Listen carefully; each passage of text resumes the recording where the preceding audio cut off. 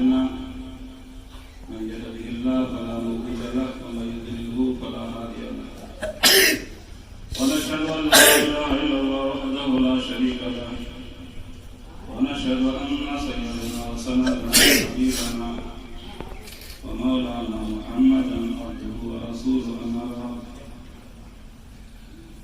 أعوذ بالله من الشيطان الرجيم بسم الله الرحمن الرحيم يرفع الله الذين آمنوا منكم والذين أوتوا العلم درجات وقال في موضع آخر وأما ما ينفع الناس فينقص في الأرض قال النبي صلى الله عليه وسلم نظرة إلى العالم أحب إلي من عبادة سنة مع صيامها وقيامها كما قال النبي صلى الله عليه وسلم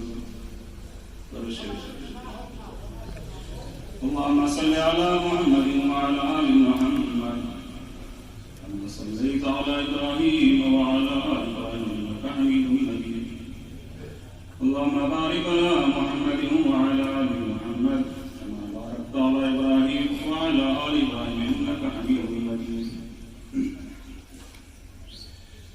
يا رب لك الحمد كما ينبغي لجلال وجهك وعظيم سلطانك تیری ذات پاک ہے اے خدا تیری شان جل جلالہ تیری ذات پاک ہے خدا تیری شان جل جلالہ تیرا نام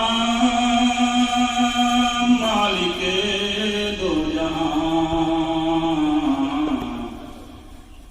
تیری شان جل جلالہ جسے چاہے مردہ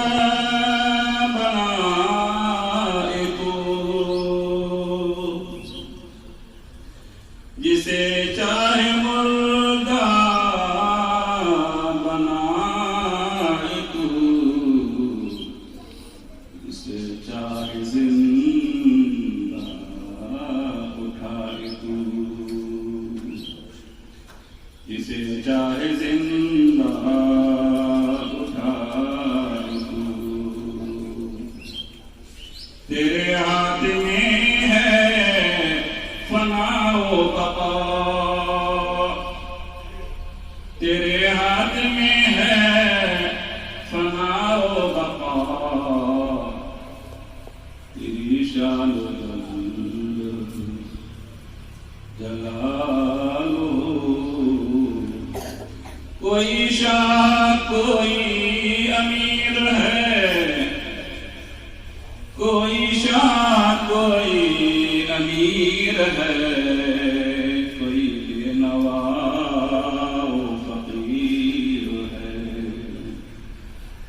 جسے چاہ جیسا بنا دیا تیری شان جل جلالہ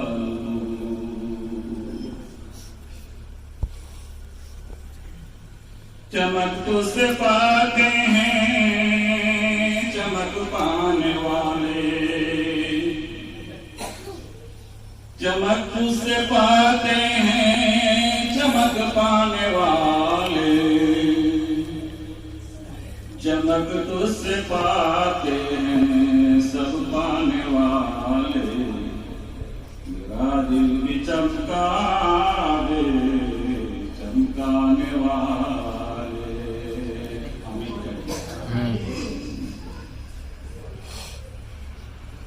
ماشاءاللہ نورانی مجلس میں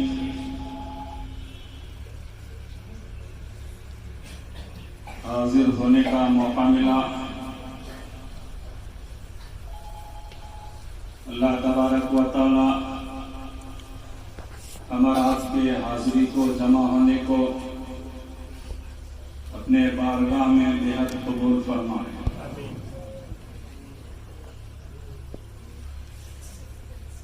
معزز اساتذہ کرام و عزیز طلباء، اللہ تعالیٰ نے ہمارا آپ کو منتخب فرمایا ہے، چنا ہے، نوازا ہے. اللہ تعالیٰ کا شکر ادا کریں. وہ جس کو چاہے اپنے کرم سے نواز دے، وہ جس کو چاہے اپنے کرم سے نواز دے. یہ تو خدا کی بندے سے نسبت کی بات ہے. اللہ نے ہمارا آپ کو یہاں بھیجا ہے تو آئے ہیں نسبت کی بنیاد پر. وہ جس کو چاہے نواز دے، یہ تو خدا کی بندے سے نسبت کی بات ہے.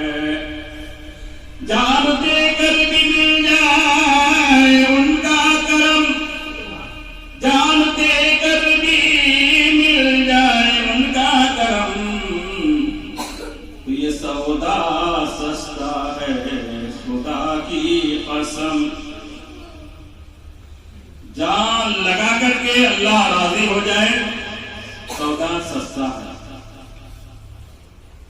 آپ معزز مہمان ہیں ہمارے، ضیوف اللہ ہے، ضیوف اللہ، ضیوف الرسول ہے، اللہ اور رسول کے مہمان ہیں. یہ مسجد و مکتب ہے ملت کی پناہگاہیں، یہ مسجد و مکتب ہے ملت کی پناہگاہیں. مولا سے ملاتی ہے بندوں کو یہی راہیں.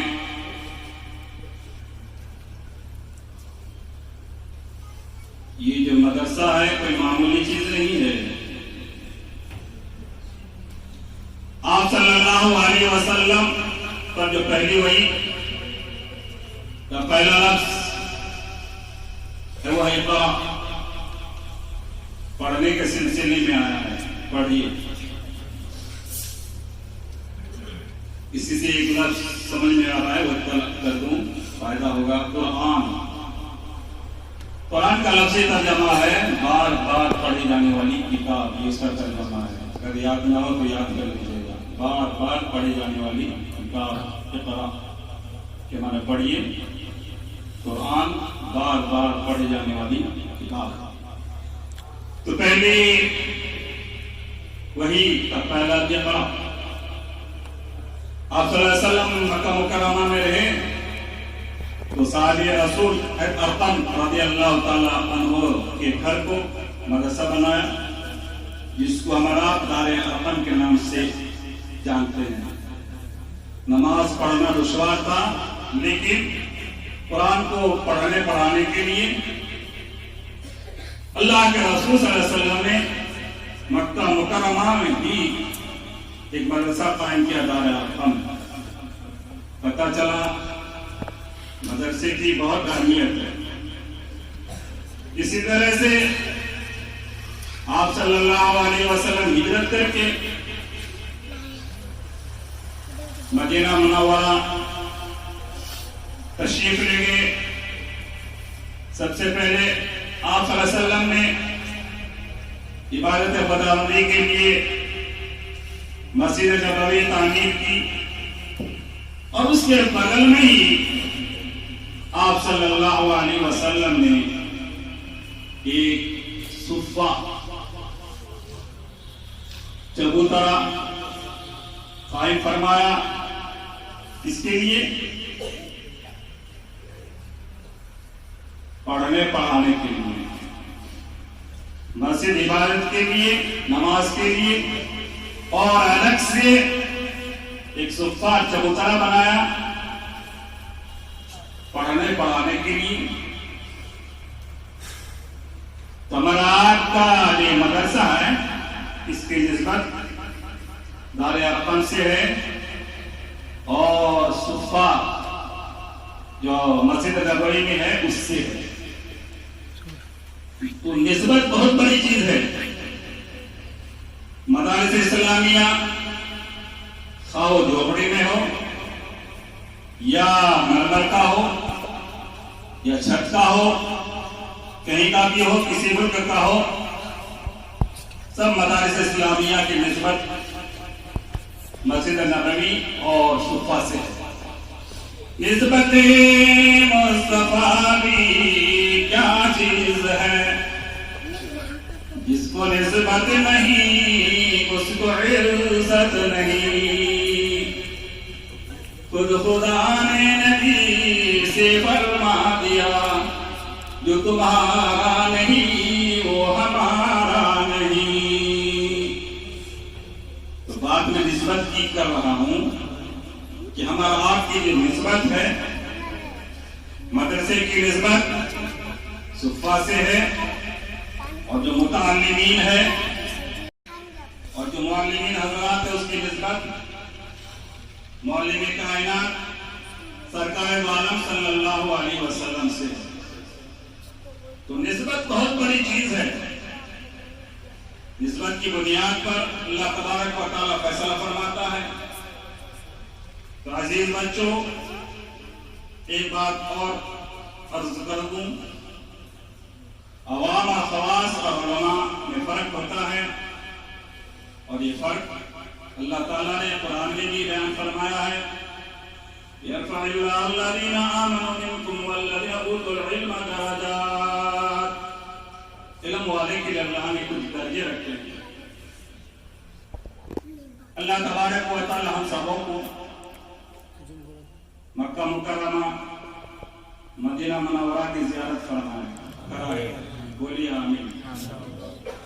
دکھا دے یا الہی مدینہ وہ کیسی بستی ہے، دکھا دے یا الہی وہ مدینہ کیسی بستی ہے، جہاں پہ رات دن مولا تیری رحمت برستی ہے۔ میں نے یہ دعا کیوں مانگی؟ تاکہ آپ حضرات پہنچ کر کے وہاں صفہ کو دیکھ لیں، مسجد نبوی کی زیارت کر لیں، مکہ مکرمہ کی زیارت کر لیں، خانہ کعبہ کی زیارت کر لیں۔ اور میرا خاص طور سے مقصد یہ ہے کہ مسجد نبوی میں نماز پڑھنے کا ثواب 50,000 کا ہے، مکہ مکرمہ میں نماز پڑھنے کا ثواب 1 رکعت کا 1 لاکھ ہے، مسجد نبوی کا 50,000 ہے۔ مسجد نبوی میں ایک سائڈ میں صفہ کو قائم فرمایا ہے، لیکن اس میں خاص بات یہ ہے کہ صفہ کو مسجد نبوی سے 1 ہاتھ اوپر رکھا ہے، بس یہ مجھے بتانا ہے۔ مسجد نبوی کے اندر ہی ایک سائڈ میں جو حضرات نئے ہیں وہ دیکھے ہیں، جو نہیں کہ اللہ دکھائے، الحمدللہ اللہ نے ہمیں دکھایا ہے، ہمیں دیکھا ہے، اور ہم نے اوپر اور بیٹھا بھی ہے، دعائیں بھی مانگی ہے، اللہ قبول فرما ہے۔ تو مسجد نبوی سے 1 ہاتھ اونچا صفہ کو اللہ کے رسول نے اونچا کیا، 1 ہاتھ کم و بیش۔ تو مسجد نبوی کتنی بابرکت ہے، حالانکہ وہاں سب بیٹھ کر کے تعلیم حاصل کر سکتے تھے، لیکن اللہ کے رسول صلی اللہ علیہ وسلم نے الگ سے کونے میں صفہ مدرسہ چبوترا قائم کیا، اور وہاں صحابہ کرام آ کر کے تعلیم حاصل کیا کرتے تھے، قرآن کریم کی تعلیم حاصل کیا کرتے تھے۔ اشارہ اس بات کی طرف ہے کہ عام مومنین اور خاص مومنین، علماء و طلباء، متعلمین، معلمین کا درجہ الگ ہے۔ اس لیے اللہ کے رسول نے صفا کو ایک ہاتھ اونچا کیا ہے تاکہ دنیا والوں کو معلوم ہو جائے کہ جو اللہ کے راستے میں دن لگاتے ہیں، تعلیم حاصل کرتے ہیں، پڑھاتے ہیں، خیرکم من تعلم القرآن وعلمہ، ان میں بہتر ہوا ہے جو قرآن سیکھے سکھائے۔ تو اللہ کے رسول نے صفا سے اشارہ کر دیا کہ یہ طلباء اور یہ علماء کوئی معمولی چیز نہیں ہے، بلکہ ان کا اشارہ اس بات کی طرف ہے کہ عام مومنین اور خاص مومنین، علماء و طلباء، متعلمین، معلمین کا درجہ الگ ہے۔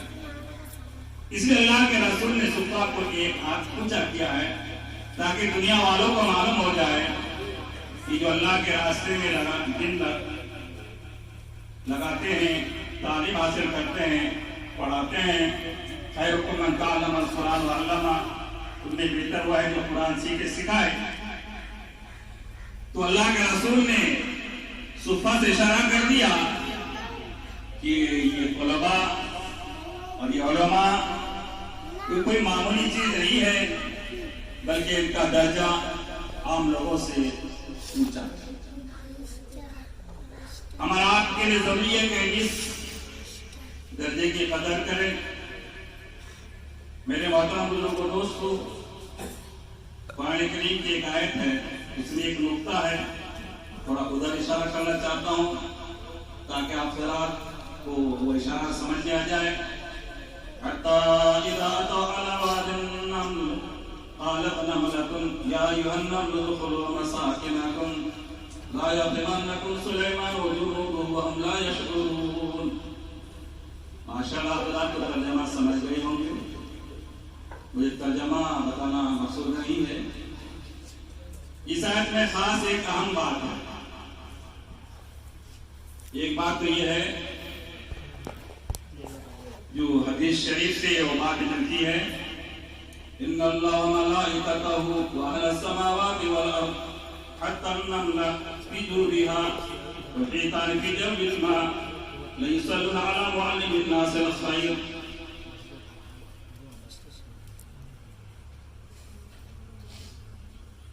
حدیث اور آیت، اس میں سلیمان علیہ السلام کا لشکر کا تذکرہ ہے اور چوٹی کا تذکرہ ہے۔ سلیمان علیہ السلام کو معلوم ہو گیا کہ چوٹیاں یہ کر رہی ہے، لیکن سوال یہ ہے کہ چوٹی کو کیسے معلوم ہوا کہ سلیمان علیہ السلام آ رہے ہیں؟ معلوم کیسے ہوا؟ تو ادنا مخلوق ہے۔ قالت نملۃ یا ایھا النمل ادخلوا مساکنکم لا یحطمنکم سلیمان وجنودہ۔ چیوٹی اس کو کیا معلوم کہ سلیمان علیہ السلام آ رہے ہیں؟ تو اس حدیث سے پتہ چلا کہ جو اللہ کا دین حاصل کرتا ہے، اللہ تعالیٰ مخلوق کے دل میں محبت ڈال دیتا ہے، حتیٰ کہ اگر وہ صحیح طالب علم ہوتا ہے، صحیح طلب ہوتا ہے، تو اللہ تبارک و تعالیٰ اس مخلوق کے علم میں اس کا نام بھی ڈال دیتا ہے، یعنی نام۔ سلیمان علیہ السلام کو معلوم ہو چوٹی کوئی کمال نہیں ہے، لیکن چوٹی کو یہ معلوم ہونا کہ سلیمان علیہ السلام کا لشکر ہے، اس لیے فرمایا کہ اللہ اس کے فرشتے، آسمان والے، زمین والے، حتیٰ کہ چوٹی دل میں اور مچھلیاں پانی میں، لیصلون علی معلم الناس الخیر، جو لوگ علم کی راہوں میں کام آتے ہیں، فلک سے ان پر مسلسل سلام آتے ہیں۔ لیصلون علی معلم الناس الخیر، جو لوگ علم کی راہوں میں کام آتے ہیں، فلک سے ان پر مسلسل سلام آتے ہیں۔ بنو معامل الوعدب تو ایک بات بھی ہے، ادائے خاص یہی موتی میں نجات بھی ہے۔ دوسری بات، نمل چوٹی کے معنی میں اللہ تعالیٰ نے اس مخلوق کے نام پر سورہ نمل کیوں رکھا؟ فرمایا کہ خاص نقطہ ہے اس کے اندر، وہ کیا ہے؟ چونکہ نے کیا کہ وَهُمْ لَا يَشْكُرُونَ وَهُمْ لَا يَشْكُرُونَ، اس میں باریک اشارہ اس بات کی طرف ہے، اس چوٹی کو بھی یہ علم ہے وہ جو لشکر آ رہا ہے سلیمان اور اس کے ساتھی، فرمایا کہ وہ کوئی جابرانہ نہیں ہے، آپ کو کبھی کوئی تکلیف نہیں پہنچائے گا، بے شعوری ہو جائے تو بہت ممکن ہے، لیکن وہ اللہ والے ہیں، شعور کے ہوتے ہوئے آپ کو رون دے، آپ کو تکلیف پہنچائے، ایسا نہیں، یعنی اس چوٹی کی علم کی بات ہے۔ اور اشارہ اس بات کی طرف ہے کہ سلیمان اور اس کا لشکر بے شعوری میں تو رون سکتا ہے، لیکن وہ لوگ ایسے کریں گے نہیں، کیونکہ سلیمان علیہ السلام خود پیغمبر ہے اور ان کے ساتھی ہے، تو بے شعوری میں رون سکتے ہیں لیکن رون دیں گے نہیں۔ یہ بات چوٹی نے سوچ سمجھ کے بولا کہ ہاں وہ لوگ جو ہے اللہ والے ہیں، ہمیں نہیں رون دیں گے۔ تو اس علم اور اس تفقہ اور یہ باریک بات کو مد نظر رکھتے ہوئے یہ بات اللہ تعالیٰ کو پسند آئی، تو اس سورت کا نام سورہ نمل، یعنی بہت باریک بات ہے کہ بے شعوری بھی تو آپ کو رون سکتے ہیں، لیکن شعور ہوتے ہوئے آپ کو رون دیں گے نہیں۔ تو میرے محترم عزیز بچوں، ہمارا آپ کے لیے ضروری ہے کہ ہم دل و جان سے علم حاصل کریں اور اللہ کی رضا کے لیے کریں۔ اصل چیز رضا، وَأَمَّا مَا يَنْفَعُ النَّاسَ فَيَمْكُثُ فِي الْأَرْضِ، یہ بہت مختصر آیت ہے لیکن بہت قیمتی ہے۔ وہ کیا ہے؟ فرمایا کہ جو آدمی بھی دین کی محنت کرے، دین سیکھے اور مقصود اللہ کے رضا اور لوگوں کو فائدہ پہنچانا ہو، تو اللہ تعالیٰ نتیجہ فرما رہا ہے فَيَمْكُثُ فِي الْأَرْضِ، اللہ تعالیٰ اس کو جمع کرے، یعنی اس کی عزت برقرار رہے گی، وہ مدرسہ بھی برقرار رہے گا، جو کچھ بھی کرے گا اس میں اللہ تعالیٰ برکت دے گا۔ برکت اصل کیا ہے؟ برکت، تعداد کم و بیش یہ معنی نہیں رکھتا، بلکہ برکت اور اللہ تعالیٰ کی رحمت یہ اصل ہے۔ وَأَمَّا مَا يَنْفَعُ النَّاسَ، کہ جو آدمی بھی لوگوں کو فائدہ پہنچانے کی کوشش کرے گا، فَيَمْكُثُ فِي الْأَرْضِ، فرمایا کہ اللہ تبارک و تعالیٰ اس کو جمع دے گا۔ تو ہر آدمی یہ کوشش کرے کہ ہماری ذات سے اساتذہ کرام کوشش کرے کہ طلباء کو فائدہ پہنچے، دینی و دنیاوی ہر اعتبار سے، اور طلباء بھی یہ سوچیں کہ ہمارے استاذ کو بھی فائدہ پہنچے۔